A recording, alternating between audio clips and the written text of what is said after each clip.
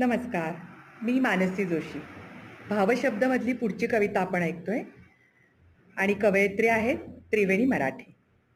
कवितेचं नाव आहे श्रावण.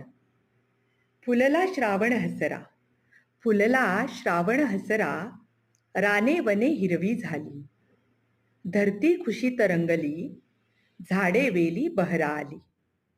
कुठे फुलतो पारिजात, कुठे फुलतो पारिजात, चाफा गुलाब हा फुलला. येता सरी या पावसाच्या, बहरत निसर्गात आला.